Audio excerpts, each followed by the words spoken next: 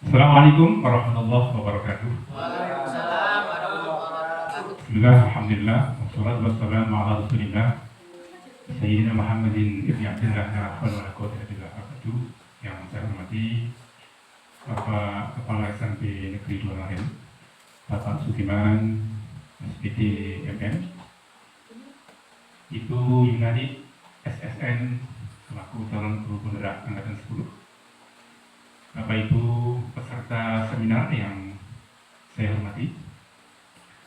Alhamdulillah, di siang hari ini patut kita bersyukur kehadirat Allah Subhanahu wa taala karena atas limpahan nikmat rahmatnya semata sehingga pada siang hari ini kita bersama-sama bisa menghadiri seminar yang akan disampaikan oleh narasumber kita, Ibu Yunani SSN sebagai calon guru penggerak angkatan 10. Bapak Ibu, tema seminar ini adalah tentang diseminasi menyebarkan pemahaman dan penerapan tentang budaya positif yang akan bisa kita lakukan, kita terapkan di SMP Negeri Dualaren, di sekolah kita tercinta. Baik, Bapak sekalian, untuk menyingkat waktu, mari acara ini kita buat dengan bacaan basmalah. Bismillahirrahmanirrahim. Selanjutnya, acara yang kedua sebelum acara pemaparan materi oleh Ibu Yunani, terlebih dahulu mari kita ikuti sambutan oleh Bapak Kepala SMP Negeri Dualaren. Pada yang terhormat Bapak Sukiman SPD MM, disilakan.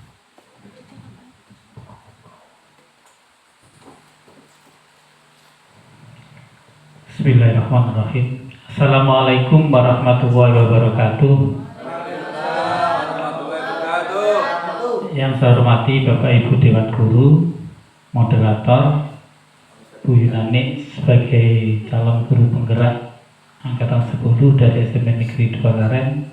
Alhamdulillah kita semua bisa berkumpul di ruangan ini, di ruang guru SMP Negeri Dualaren dalam rangka mengikuti salah satu agenda tugas CGP angkatan 10 yang akan disampaikan oleh Bu Yunani SSN, yaitu terkait dengan diseminasi menyebarkan pemahaman dan penerapan pengalaman budaya positif.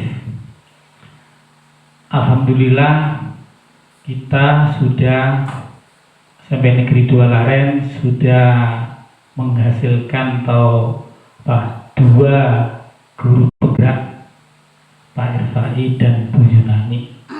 Nah, ini suatu kebanggaan buat saya sendiri, juga buat lembaga ini, bahwa sekolah kita yang notabene sekolah penggerak angkatan kedua tahun 2022 diikuti oleh dua guru kita.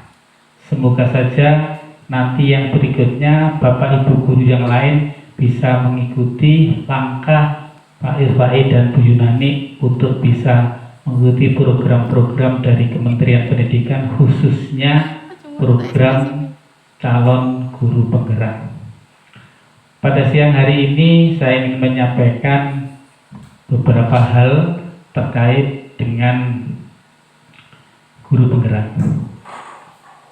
Pemerintah di kurikulum Merdeka itu banyak sekali program yang ditawarkan kepada kita, kepada para guru, kepala sekolah, pengawas, juga pemerhati pendidikan, ya. Salah satunya adalah guru penggerak, dan ini sangat diminati oleh banyak guru, ya. Secara umum saya amati perjalanan guru penggerak sebenarnya tidak begitu berat, ya. Cuma membutuhkan konsentrasi, waktu yang cukup untuk bisa melaksanakan kegiatan-kegiatan guru penggerak tersebut, ya, bagi Bapak Ibu yang sudah lulus. Sekali lagi, semoga saja nanti setelah ini angkatan 11 dan seterusnya dari sekolah kita akan ada yang lulus guru penggerak. Bapak Ibu yang saya hormati, semoga saja apa yang akan disampaikan apa yang akan dijalani oleh Bu Yunani ini bisa bermanfaat buat kita semua, buat lembaga ini. Lembaga ini akan semakin dikenal setelah program sekolah penggerak yang sudah kita jalani di tahun ketiga, ya, jadi bulan Juli sudah tahun ketiga, diikuti oleh kegiatan guru penggerak dari guru kita. Sekali lagi saya merasa bangga atas keberhasilan ini. Semoga saja nanti kegiatan guru penggerak yang akan dilakukan oleh Bu Yunani ini bisa bermanfaat buat kita semua, dan SMP 2 Laren akan semakin dikenal baik di lingkungan Dinas Pendidikan Kabupaten Lamongan, di BPGB maupun di tingkat nasional. Yang terakhir yang perlu saya sampaikan, karena kegiatan seperti ini, guru penggerak, sekolah penggerak itu tidak bisa dilakukan sendiri, ya, maka perlu kolaborasi dengan Bapak Ibu guru semua.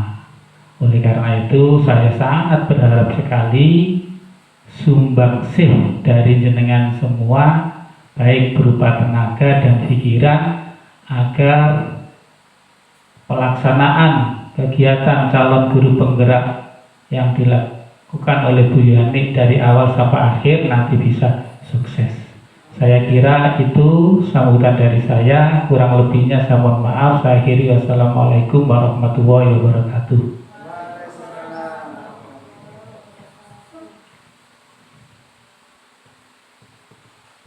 Terima kasih Pak Iman yang telah memberikan sambutan sekaligus memberikan support kepada Ibu Yunani SSN sebagai calon guru penggerak angkatan 10. Mudah-mudahan Bu Yunani nanti dalam melaksanakan tugas-tugasnya sebagai calon guru penggerak ini senantiasa diberikan kelancaran Allah Subhanahu wa taala. Amin ya rabbal alamin. Baik Bapak sekalian, selanjutnya mari kita ikuti paparan dari Ibu Yunani tentang diseminasi menyebarkan pemahaman tentang penerapan budaya positif yang nanti akan kita ikuti bersama-sama. Setelah itu nanti tentu mohon penjenengan semua untuk memberikan masukan, ini penting ini, berikan masukan kepada beliau, sehingga usai pemaparan nanti ada sesi interaktif, tanya jawab, masukan dan lain-lain untuk menyempurnakan kegiatan seminar ini. Baik, waktu sepenuhnya kami berikan kepada Ibu Yunani SSN. Silakan.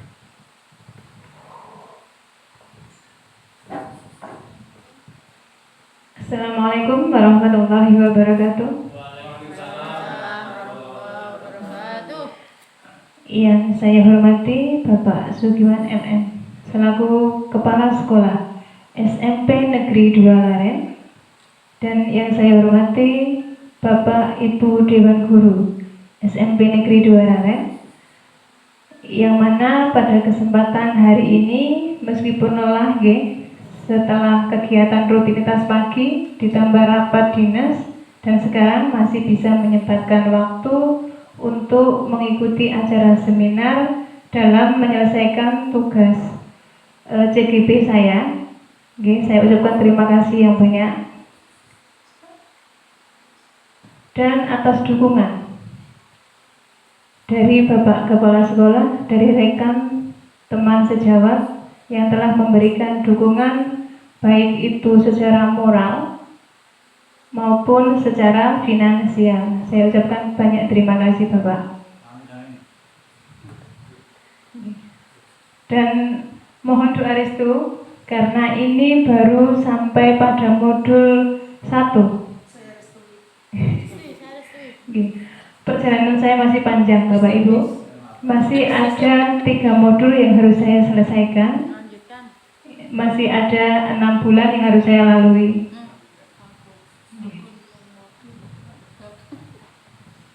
Baik Bapak Ibu, di sini saya akan memaparkan materi tentang diseminasi, penyebaran pemahaman dan penerapan pengalaman budaya positif.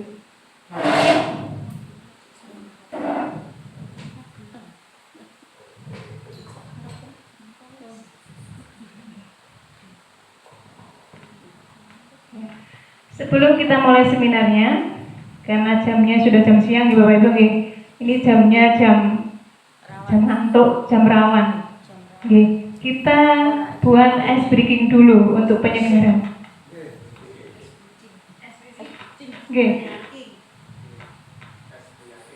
Ice breakingnya tentang permainan warna, Bapak Ibu.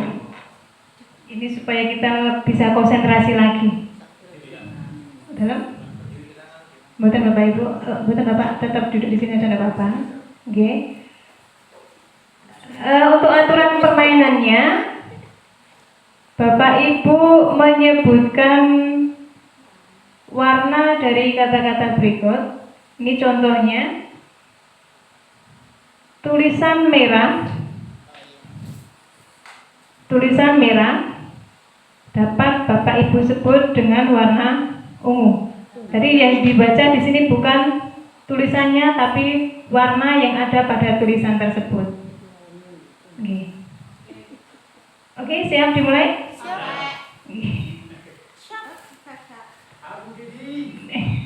Dimulai dari paling pojok ini. Bapak Adi sudah senang ini? Bapak Adi? Oke, kita mulai dari. Nah, ini supaya seru. Betul. Supaya seru, nanti kita ada durasinya, Bapak Ibu, nggih? Ada durasinya.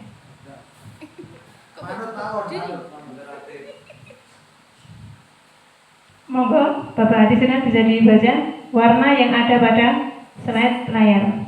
Kuning, ungu, merah, hijau, hitam. Orang tulisan hitam.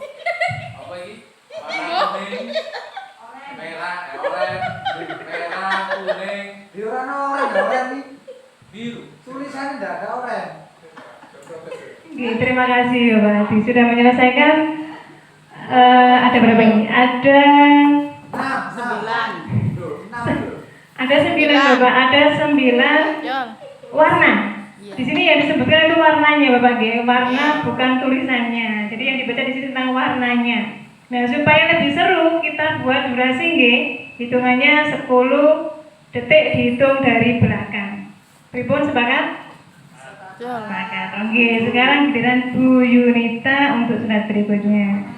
Monggo Bu Yun, konsentrasi dimulai. 10 9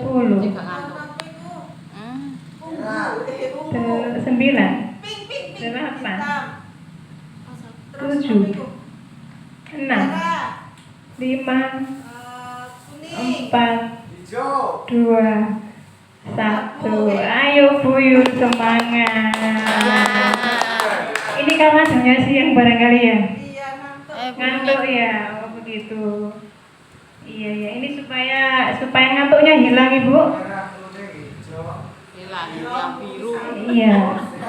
Di sini memang agak sulit ya Bapak Ibu ya, karena kita terbiasa membaca tentang tulisan.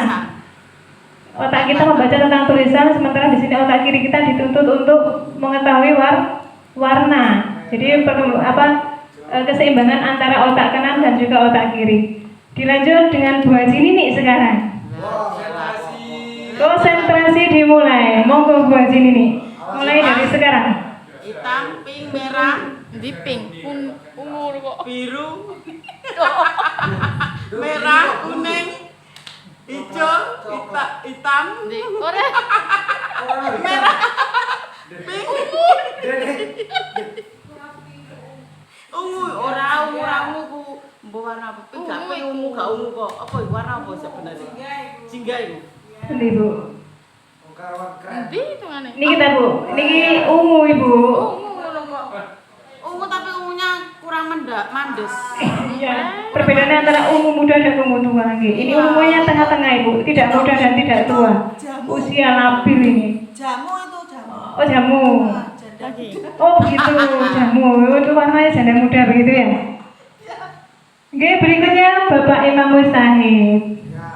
Monggo Bapak Imam. Semangat. Konsentrasi dimulai. Boten saya hitung. Monggo Pak. Wala Ali Pak Imam. Mulai Pak Imam, monggo.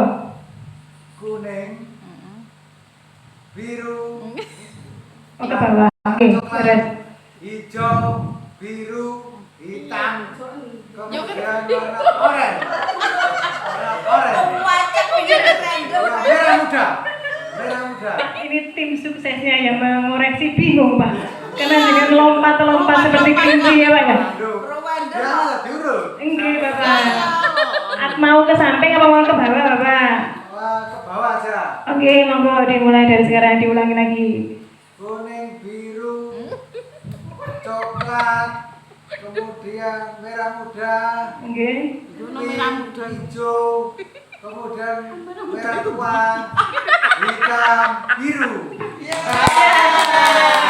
Oke, tepuk tangan untuk Pak Imam. Di sini ada merah tua, ada merah muda, lengkap ya Pak? Ada tua dan ada muda.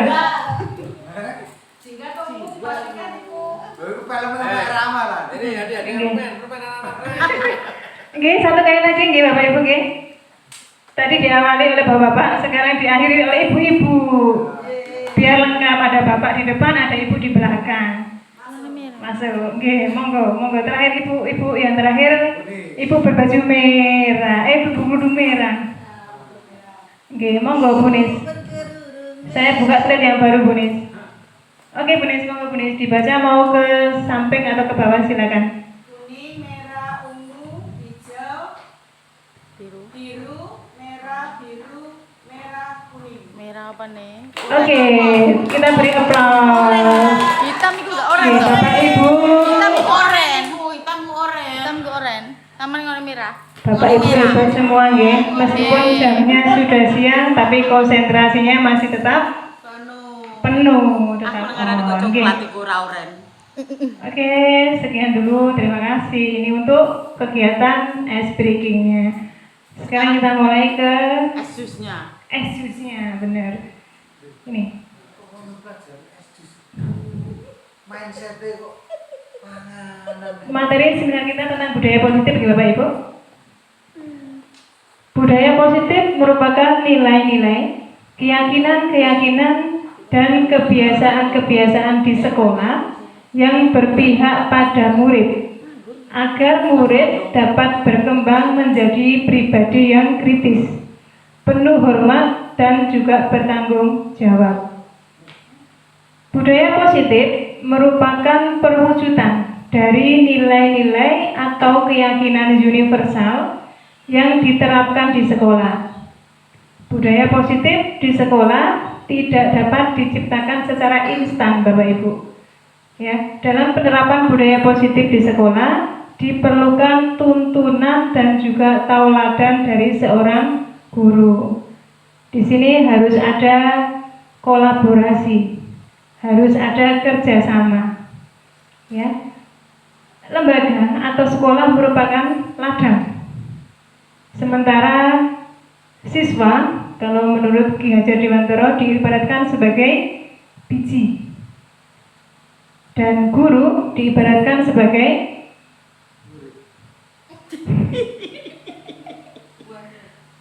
guru di sini berfungsi untuk menuntun supaya biji itu tumbuh subur, supaya biji itu tumbuh berkembang. Maka di sini butuh ada pemupukan, penyiraman. Oke.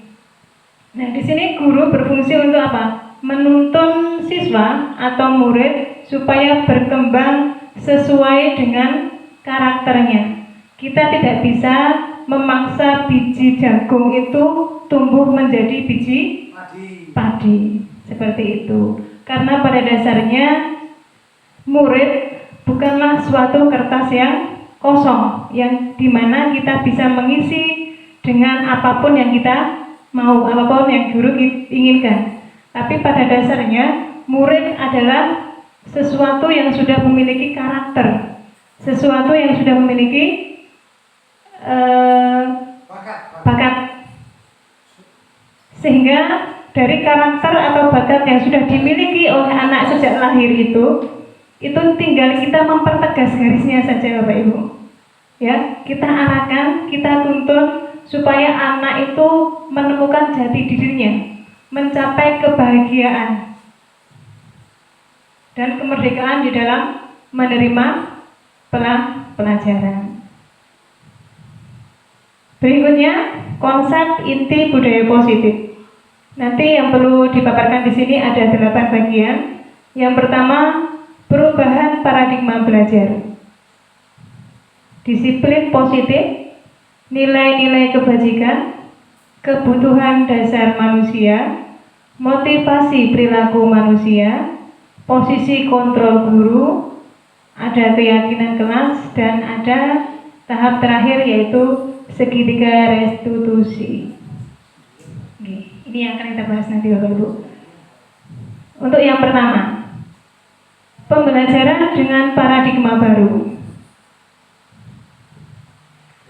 Pembelajaran dengan paradigma baru merupakan pembelajaran yang dirancang berdasarkan prinsip pembelajaran berdiferensiasi sehingga peserta didik belajar sesuai dengan kebutuhannya berdasarkan tahap perkembangan sesuai teori psikologi modern dengan mewujudkan profil pelajar Pancasila. Profil pelajar Pancasila ada apa saja Ibu?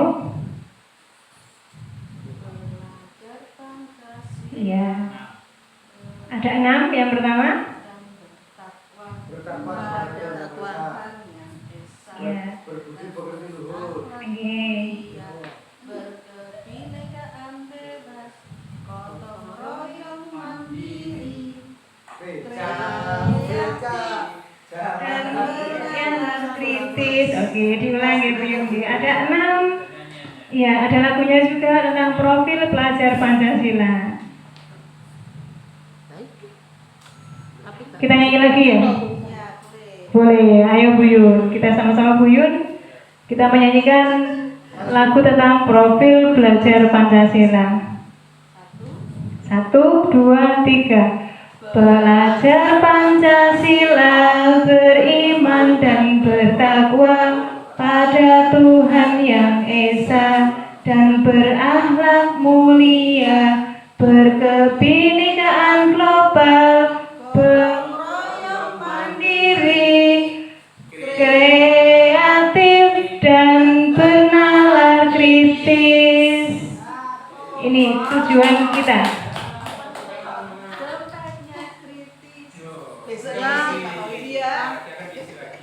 Berikutnya perubahan paradigma belajar. Di sini ada soal pematik Bapak Ibu. Saya bacakan soal pematiknya ya. Anda dan teman Anda akan melakukan kegiatan cobalah buka. Anda adalah A.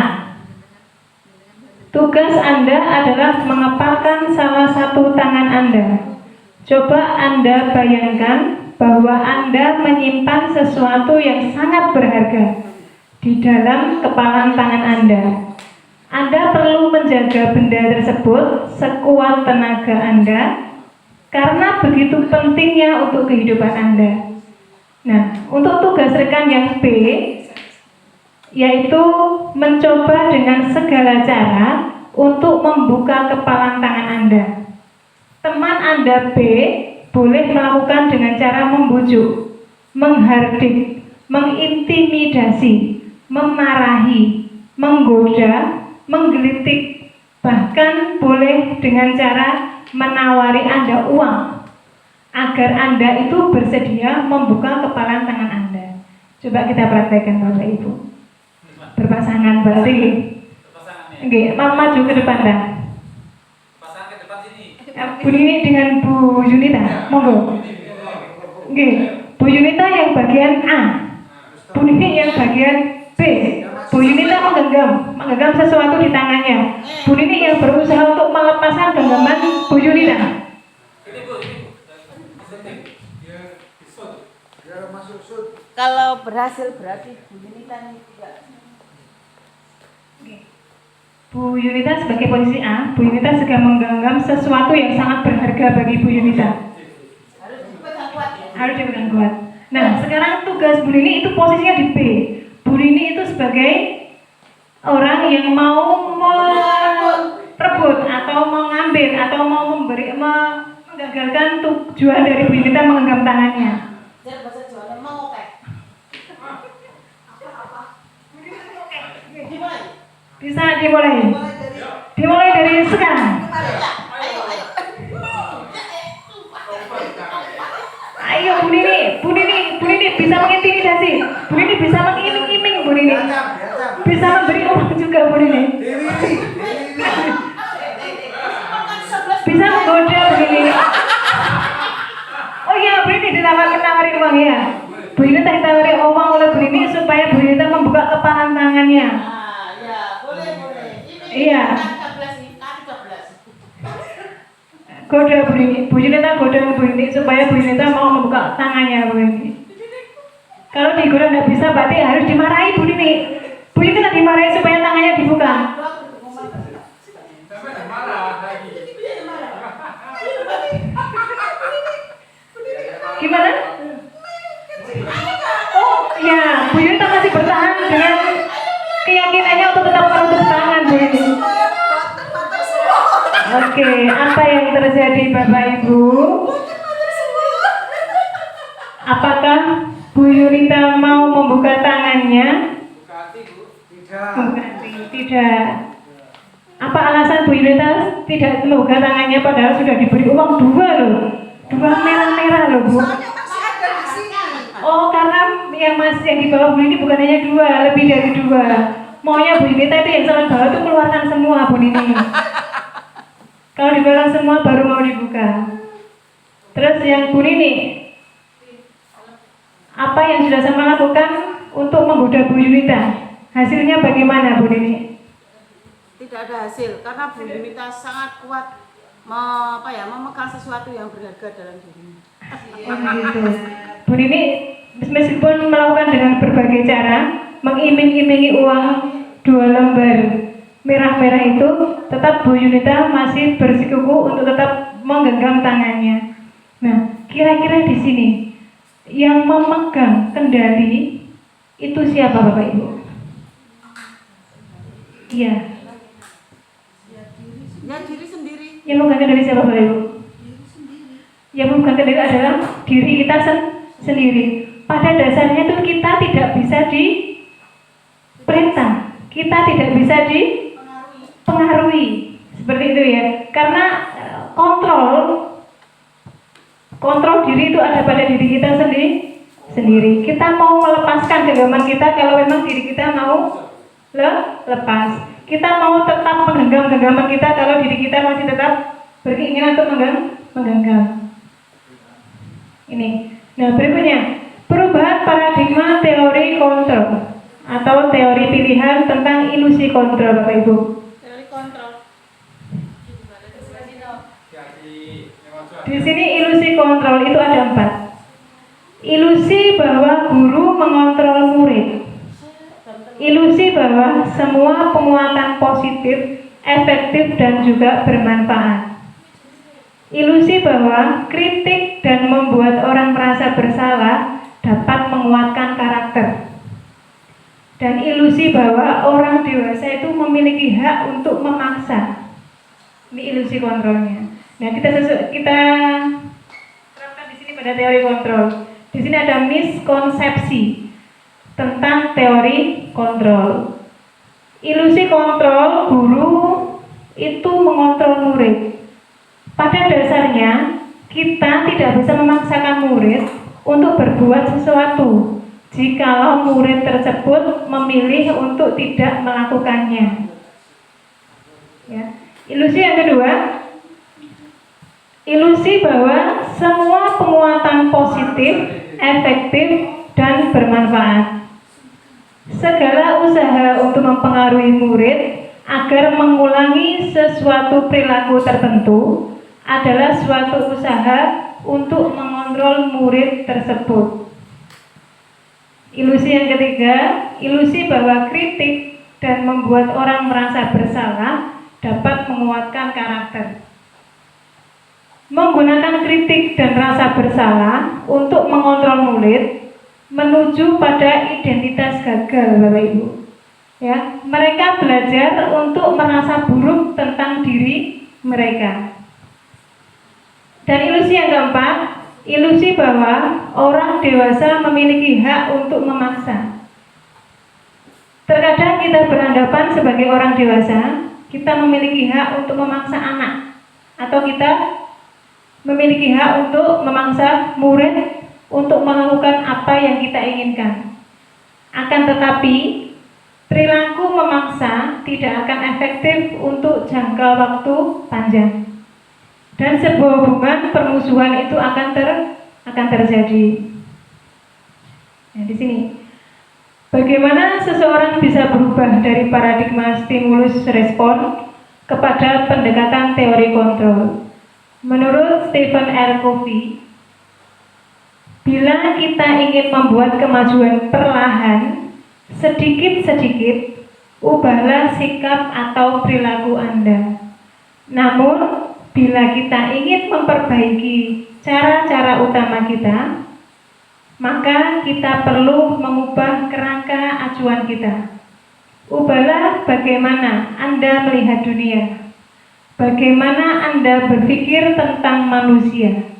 Ubahlah paradigma Anda, skema pemahaman, dan penjelasan aspek-aspek tertentu tentang realitas. Di sini ada perubahan paradigma stimulus.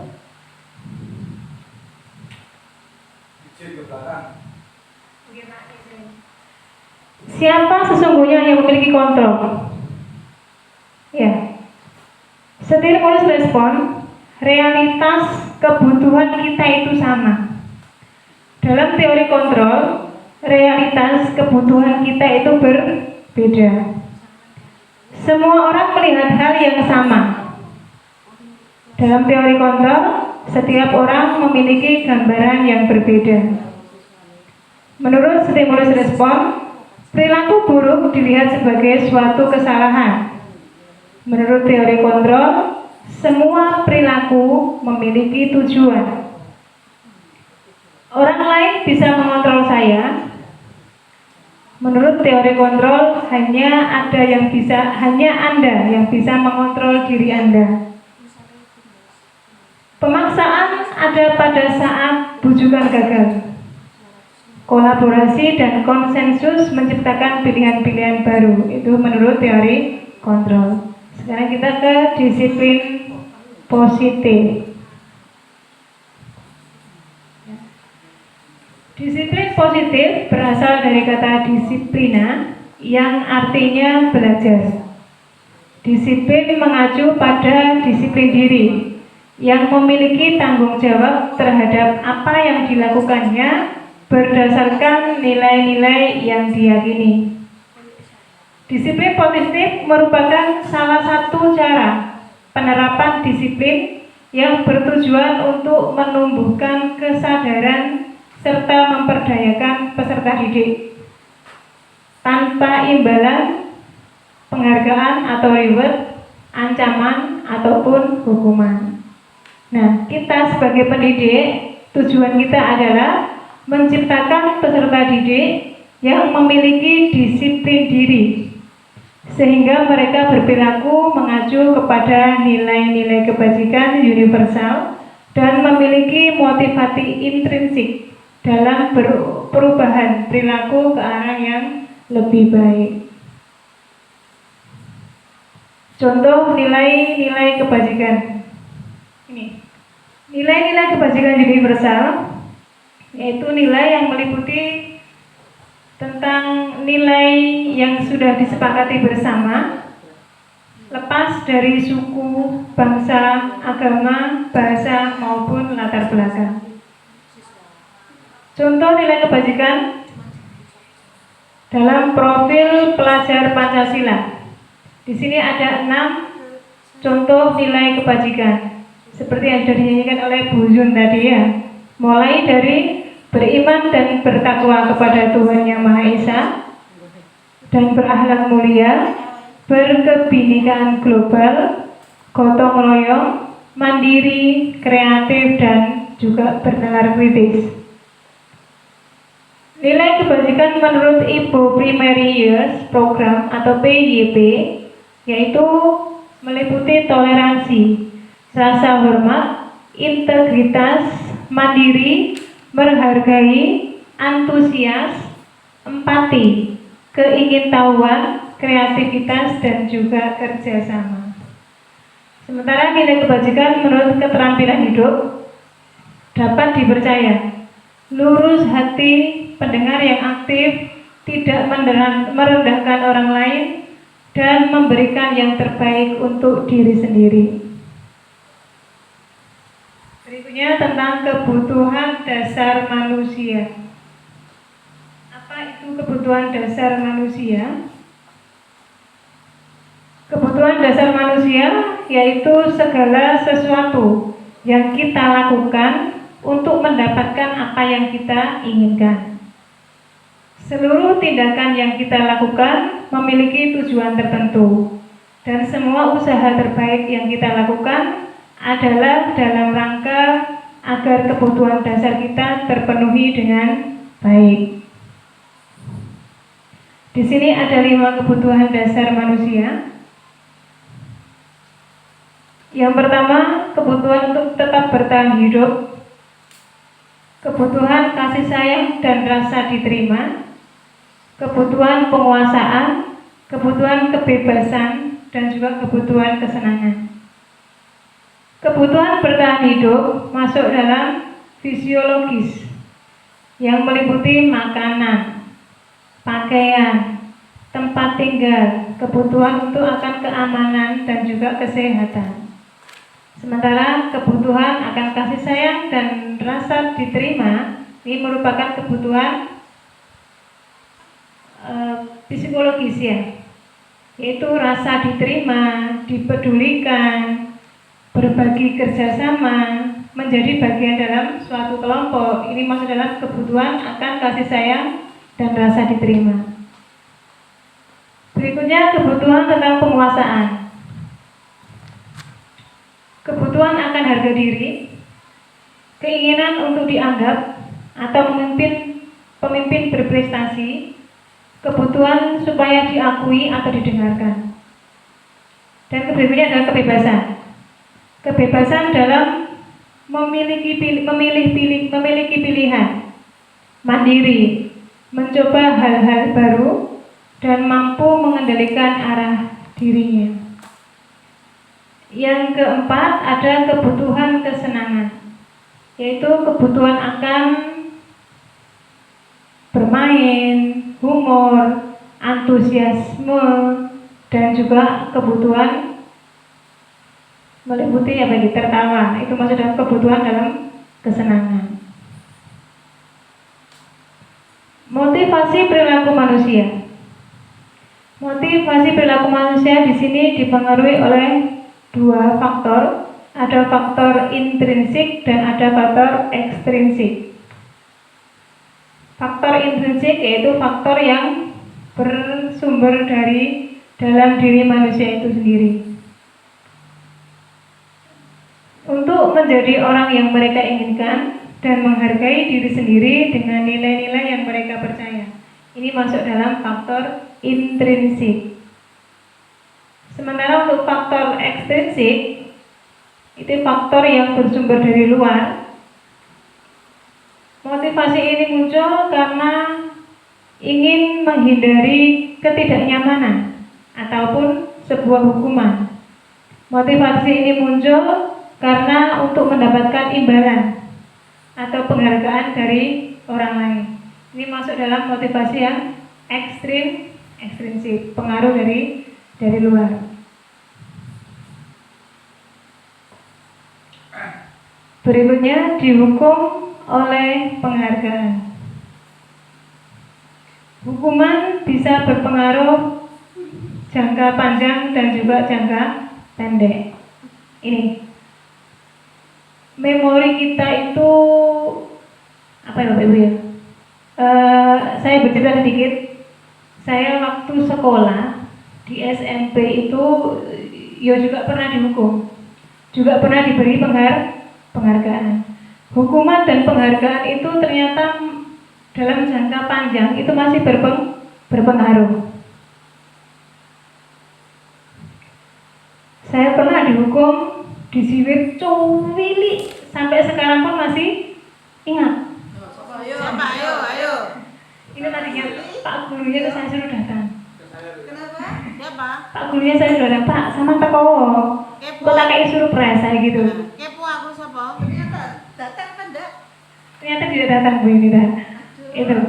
Malah Ya jadi hukuman dan juga penghargaan itu memiliki jangka panjang dan juga jangka pendek. Saya mendapat penghargaan pun dari masa sekolah sampai sekarang pun saya ingat. Ya. Meskipun hanya 1 permen waktu itu. Waktu itu ada bapak guru itu yang suka memberi penghargaan kalau bisa menjawab pertanyaan itu diberi permen. Lepas bisa itu permen karena juga diberi uang. Ini. Nah, apakah itu baik? Itu nanti materi kita masih di bawah. Memberi penghargaan dan hukuman itu apakah baik? Apakah patut untuk kita terapkan dalam lingkungan belajar? Itu nanti kita bahas di belakang. Ini. Penghargaan itu merusak hubungan. Penghargaan itu juga bisa menurunkan kualitas. Kadang kita memberi penghargaan kepada anak yang telah mengerjakan soal, itu anak itu akan menjadi semangatnya itu kalau diberi penghargaan. Jadi begitu kita tidak ada iming-imingan, saman garap soal mari, saman tak wei. Apa biasanya Bapak Ibu yang sama lakukan? stempel. Nah, sama ngerjakan soal mari sama tak ngai stempel. Akhirnya karena berburu stempel, anak tersebut mau mengerjakan soal. Kalau ibu gurunya sudah berbeda dan tidak punya stempel, akhirnya apa? Ya gak dikerjakan karena tidak mendapatkan stempel. Itu penghargaan itu bisa menurunkan kualitas. Penghargaan bisa merusak hubungan. Meskipun hanya ucapan semangat, karena si A itu bisa menjawab pertanyaan yang kita berikan, tetapi terkadang itu temannya itu merasa apa biasanya iri ya Bapak Ibu ya, karena temannya bisa menjawab.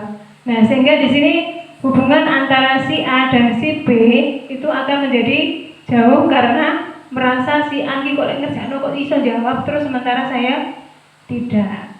Ini maka penghargaan itu bisa merusak hubungan. Di sini perbedaan antara hukuman, konsekuensi, dan juga ada restitusi. Hukuman itu tidak terencana atau dibuat secara tiba-tiba. Dan di sini murid itu tidak tahu apa yang akan terjadi atau tidak dilibatkan. Hukuman itu bersifat satu arah. Dan hukuman itu bisa berupa fisik ataupun juga bisa berupa psikis. Sedangkan untuk konsekuensi, kalau konsekuensi itu terencana atau sudah disepakati sesuai dengan peraturan yang ada. Murid tetap dibuat tidak nyaman oleh konsekuensi. Dan di sini dalam konsekuensi sikap guru itu terlalu memonitor murid. Sedangkan untuk restitusi merupakan proses menciptakan kondisi bagi murid untuk memperbaiki kesalahannya. Proses kolaboratif yang mengajarkan murid untuk mencari solusi sendiri. Nah, di sini ada 4 pertanyaan Bapak Ibu. Apakah kolom-kolom di sini masuk dalam hukuman ataupun konsekuensi? Tindakan guru mencatat 100 kali di dalam buku dengan kalimat saya tidak akan terlambat lagi karena murid terlambat ke sekolah. Tindakan guru ini masuk dalam kategori hukuman atau konsekuensi Bapak Ibu? Halo, saya di sini. Halo, saya juga di sini. Oke. Untuk kolom 1 Bapak Ibu, mencatat 100 kali di dalam buku dengan kalimat saya tidak akan terlambat lagi. Itu masuk dalam hukuman atau pemberian konsekuensi? Hukuman. Dijawab oleh Bu Nis dengan lantang hukuman. Kalau Bu Nini, apa Bu Nini? Anak disuruh membuat catatan, saya tidak akan mengulangi lagi. Saya tidak akan mengulangi lagi. Sebanyak 100 kali. Itu konsekuensi apa hukuman Bu Nini? Konsekuensi menurut Bu Nini. Kalau Bu Nis menyebutnya itu sebuah hukuman. Hukuman secara tulis. Kalau Bu Nini apa supaya nggak ngantuk? Hukuman. Memberi tugas anak menulis 100 kali dengan kalimat saya tidak akan terlambat lagi merupakan hukuman menurut Bu Yunita. Kembali, hukuman itu secara tiba-tiba murid itu tidak tahu apa yang akan terjadi. Dan di sini bersifat satu arah. Nah, hukuman bisa berupa fisik ataupun bisa berupa psikis. Kalau memang hukuman berarti bersifat apa dia? Itu bersifat psikis. Psikis ya. Kalau dijawab hukuman berarti bersifat psikis. Terus untuk yang kedua nanti koreksinya di belakang ya, karena masih ada 3 soal. Untuk yang kedua, menggantikan kertas tugas teman yang telah dicoret-coret. Ini tindakan guru seperti ini masuk dalam hukuman apa konsekuensi? Konsekuensi. Karena anak sudah melakukan kesalahan, harus dibayar gitu ya. Salah yang bayar. Ya. Konsekuensi ya. Karena sudah membuat temannya Karena sudah membuat temannya nangis atau telah merugikan temannya, begitu ya.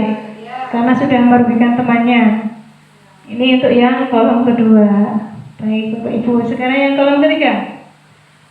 Murid diminta untuk push up sebanyak 15 kali karena tidak menggunakan masker di sekolahan. Ini zamannya pas zaman corona Bapak Ibu.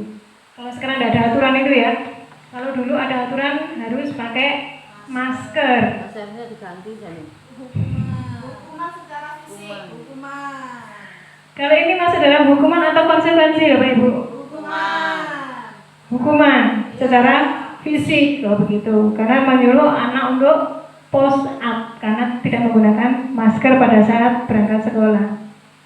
Baik Bapak Ibu, sekarang yang keempat, yang terakhir ini sepertinya. Soal terakhir maksudnya. Lari mengelilingi lapangan basket sebanyak 2 kali karena terlambat hadir di sekolah. Ini tindakan guru masuk dalam kategori hukuman apa konsekuensi? Hukuman dan konsekuensi. Oh Bu ini tahu hukuman. Lari di lapangan basket 2 kali karena terlambat sekolah. Karena tidak mematuhi peraturan sekolah, akhirnya disuruh lari. Itu hukuman. Ya, kalau Bu Nis lari karena terlambat di sekolah itu konsekuensi. Karena apa? Karena melanggar peraturan sekolah terlambat tadi ya. Oke Bapak Ibu. Nah, di sini. Ya, mencatat 100 kali di dalam buku dengan kalimat saya tidak akan terlambat lagi itu masuk dalam hukuman. Hukuman secara tulis atau psikis. Menggantikan kertas tugas teman yang telah dicoret-coret, ya itu masuk dalam konsekuensi. Dan 90 Bu Nis. Murid diminta untuk push up selama sebanyak 15 kali karena tidak menggunakan masker di sekolah itu masuk dalam hukuman. Karena sudah aturan ya. Hukuman karena hukuman berupa apa di sini? Berupa fisik.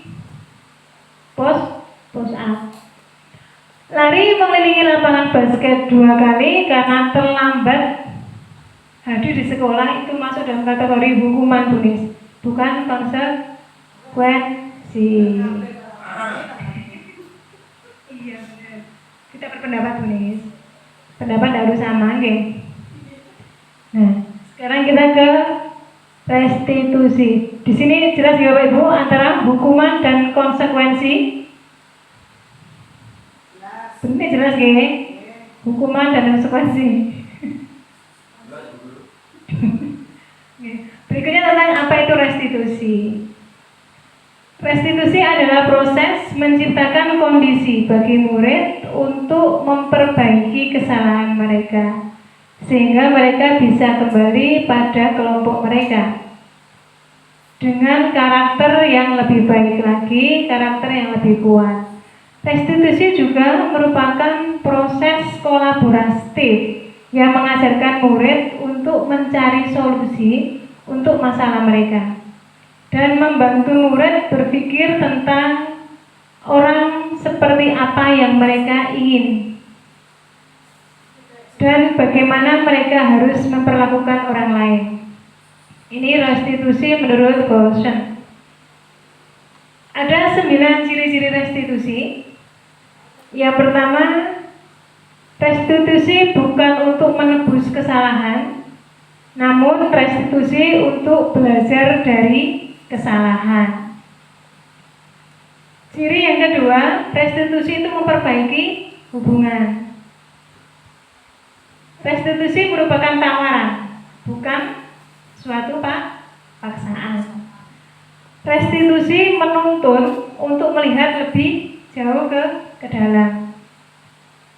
Ciri yang berikutnya, restitusi mencari kebutuhan dasar yang mendasari tindakan.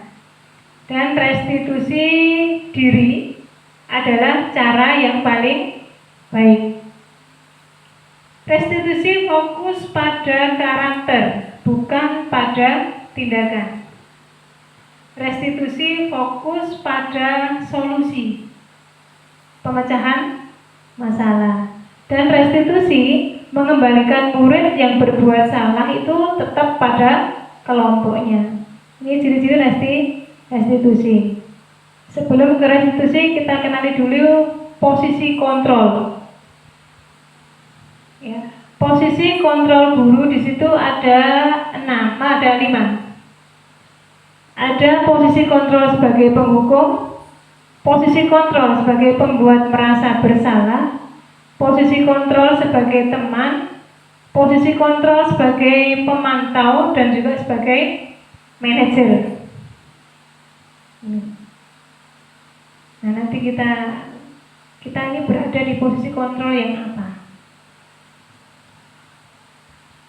Sebentar, sebelum ke sini, saya mau bertanya dulu. Dari 5 posisi kontrol yang sering Bapak Ibu lakukan, Bapak Ibu ini sering melakukan sebagai posisi apa ya? Bisa bercerita sedikit? Kepada anak-anak. Iya, kepada anak-anak. Yang sering Bapak Ibu lakukan tuh Bapak Ibu berposisi sebagai apa? Sebagai teman. Sebagai teman Sama pemantau. sama pemantau. Manajer? Kalau manajer itu ya kadang-kadang. Kadang-kadang sebagai manajer. Kalau penghukum? Jarang. Jarang. Baik Bapak Ibu. Yang sering itu sebagai teman. Iya. Pemantau kadang-kadang manajer, penghukum jarang. Kalau membuat merasa bersalah pada anak? Ya kadang. Kadang-kadang iya. Oke Bapak Ibu, kita belajar bersama apa itu manajer, bagaimana itu penghukum, seperti apa posisi teman. Ini oke. Di sini saya membuat contoh penerapan 5 posisi kontrol guru. Ya, kasusnya di sini ada anak itu yang sering terlambat masuk sekolah, terutama pada jam upacara bendera di hari Senin. Nih, kalau kita berposisi sebagai penghukum, maka yang kita lakukan adalah apa? Menghukum anak yang terlambat tadi dengan biasanya berjemur ya Bu ya, berjemur di bawah bendera. Ini posisi penghukum. Jadi hormat bendera selama 1 jam, baru boleh mengikuti pelajaran. Kalau yang posisi kontrolnya pembuat merasa bersalah, itu apa yang dilakukan oleh Bapak Ibu guru? Biasanya Bapak Ibu guru berkata, beberapa kali Bapak Ibu tuh harus memberitahu kamu selalu saja mengecewakan Bapak Ibu. Ini, jadi kalimat kamu tuh selalu saja mengecewakan Bapak Ibu itu merupakan pembuat anak menjadi merasa bersalah. Kalau posisi kontrolnya sebagai teman, biasanya yang dilakukan Bapak Ibu biasanya gini ya, ayo dong nak, ini aturan sekolah, sekali ini saja ya, besok jangan diulangi lagi, itu ya. Itu kalau posisi kita sebagai teman, dan kita sering sebagai ini, kita sering di posisi sebagai teman. Kadang itu kita memberi kelonggaran, kita menggunakan, terutama untuk ibu-ibu, biasanya aku menggunakan perasaan. Itu yang digunakan. Jangan diulangi lagi ya. Wis pisan iki tok ayo meneh ojo neh. Itu nggih. Kalau untuk pemantau, dengan melihat kesalahan anak yang datang terlambat pada saat upacara bendera, kalau posisi pemantaunya, kamu sudah melanggar peraturan sekolah, kamu tahu konsekuensinya apa. Itu yang dilakukan oleh Bapak Ibu guru. Nah, untuk posisi manajer, kalau manajer di sini mengetahui anak itu yang terlambat datang sekolah dan tidak mengikuti kegiatan upacara, itu muncul kalimat, apakah kamu tahu kesalahanmu? Kira-kira bagaimana kamu mau memperbaiki kesalahanmu? Ini bentuk dari manajer. Jadi memberi kesadaran kepada murid untuk mengetahui kesalahannya dan memberi kesempatan pada murid untuk memperbaiki kesalahan. Itu posisi manajer. Nah, ini biasanya. Ada pertanyaan lagi Bapak Ibu. Contoh penerapan 5 posisi kontrol manajer. Nah, posisi kontrol apakah? Saya kecewa sekali dengan kamu. Ini posisi kontrolnya apa? Monggo Pak Ji. Dari 5 posisi kontrol tersebut, kalimat yang disampaikan oleh guru, saya kecewa sekali dengan kamu. Ini masuk dalam posisi kontrol apa Pak Ji?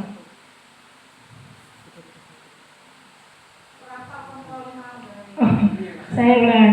Kontrol tadi ada 5 Bu. Penghukum, pembuat merasa bersalah, teman, sebagai pemantau atau sebagai manajer. Nah, kalau Bu Guru mengatakan saya kecewa sekali dengan kamu, ini masuk dalam posisi kontrol apa?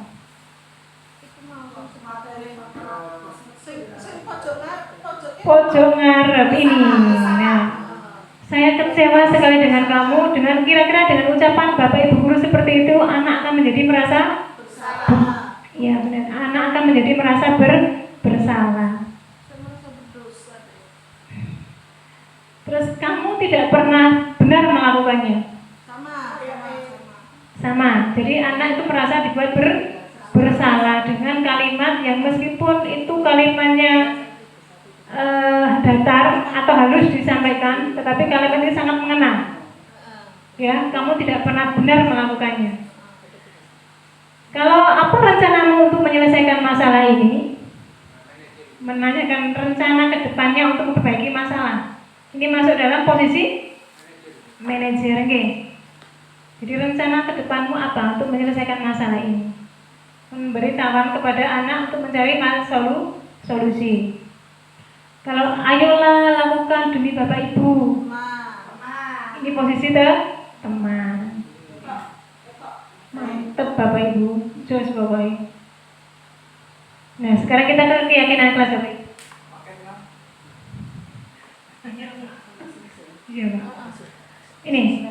Nah, di sini mengapa keyakinan kelas? Mengapa harus keyakinan kelas bukan aturan?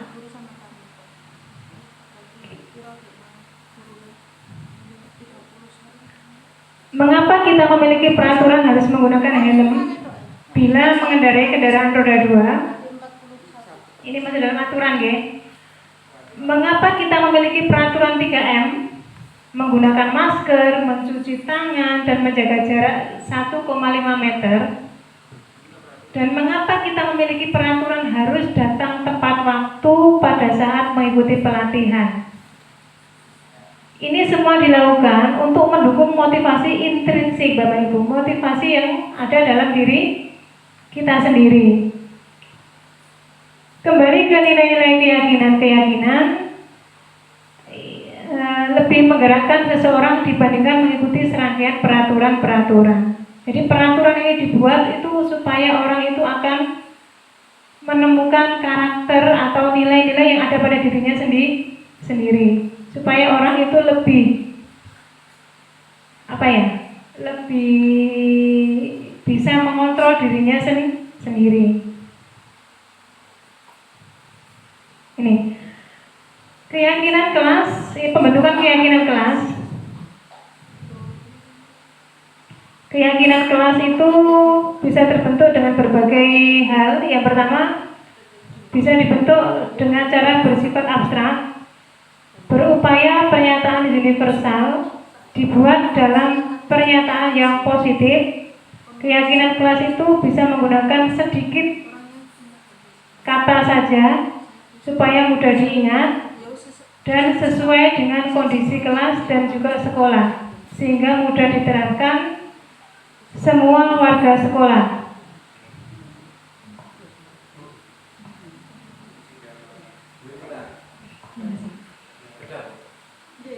Oke. Berikutnya tentang segitiga restitusi. Segitiga restitusi merupakan suatu proses dialog yang dijalankan oleh guru agar dapat menghasilkan murid yang mandiri dan juga bertanggung jawab. Ada rangkaian kegiatan atau proses dalam segitiga restitusi. Yang pertama, menstabilkan identitas. Yang kedua, validasi tindakan yang salah. Dan yang ketiga, menanyakan keyakinan. Langkah yang pertama, menstabilkan identitas. Berdasarkan prinsip pembuatan kesalahan adalah bagian dari proses pembelajaran. Ya, biasanya di sini yang muncul itu keluar berbuat salah itu wajar. Tidak ada manusia yang sempurna. Bapak Ibu guru juga pernah melakukan itu. Bapak Ibu guru tidak mau mencari siapa yang salah, tapi Bapak Ibu ingin mencari solusi dari permasalahan ini. Kamu berhak merasa begitu. Ini biasanya kalimat atau apa yang disampaikan oleh guru pada saat menstabilkan identitas. Tahapan yang kedua yaitu validasi tindakan yang salah. Berdasarkan prinsip setiap perilaku berupaya memenuhi suatu kebutuhan tertentu, ini validasi. Biasanya di sini kita mengajukan pertanyaan, kamu pasti punya alasan mengapa melakukan hal tersebut. Padahal kamu bisa melakukan yang lebih buruk dari ini. Kamu patut bangga karena telah melindungi sesuatu yang penting buatmu. Ini bentuk dari validasi tindakan yang salah. Dan yang ketiga, dalam segitiga restitusi, kita juga menanyakan keyakinan.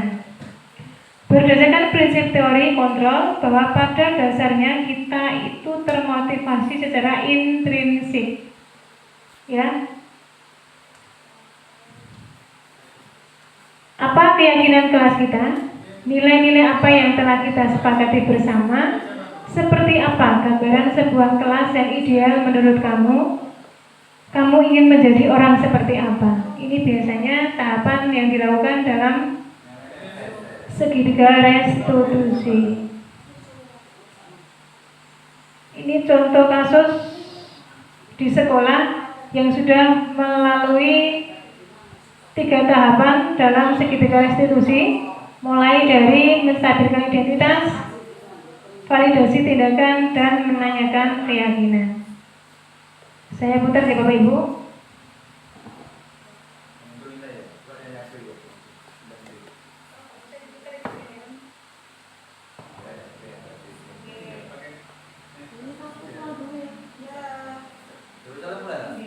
Baik Bapak Ibu, demikian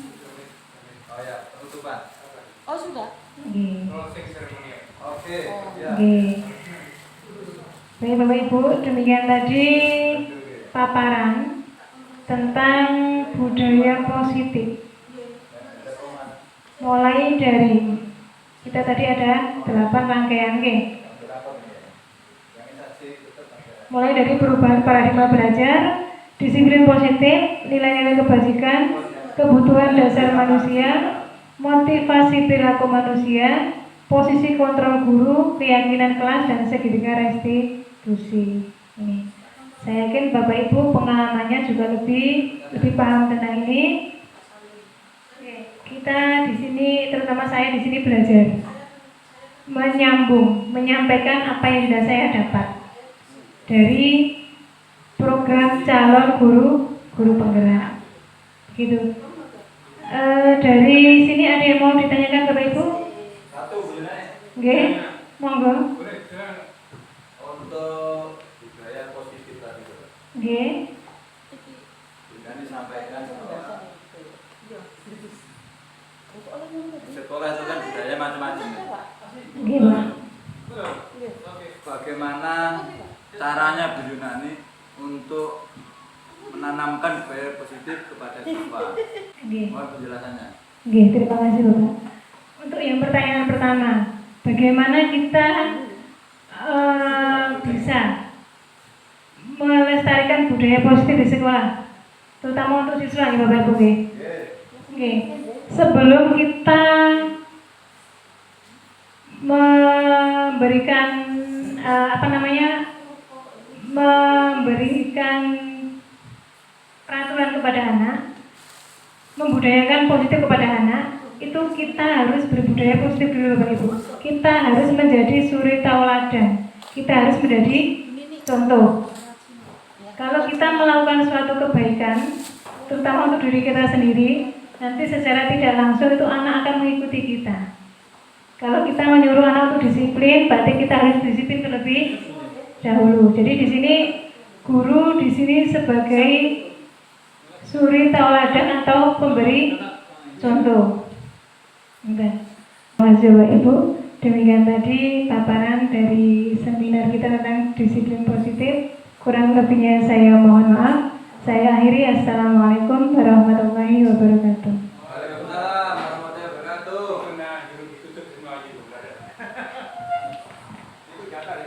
Bapak sekalian, demikian tadi paparan atau presentasi dari Bu Yunani, calon guru penggerak angkatan 10, tentang bagaimana penerapan budaya positif di sekolah kita. Sudah banyak disampaikan tadi. Mudah-mudahan apa yang beliau sampaikan tadi jadi ilmu yang manfaat bagi kita semua, jadi budaya baik bagi kita semua, dan yang paling penting ini bisa kita terapkan dengan baik di sekolah kita. Teori tadi bagus semua. Nah cuma prakteknya itu loh. Ini di sekolah kita nih, prakteknya itu yang perlu ditanda pentung, tanda celurit ini banyak. Bagus tadi Bu Yunani sudah memberikan A sampai Z tadi.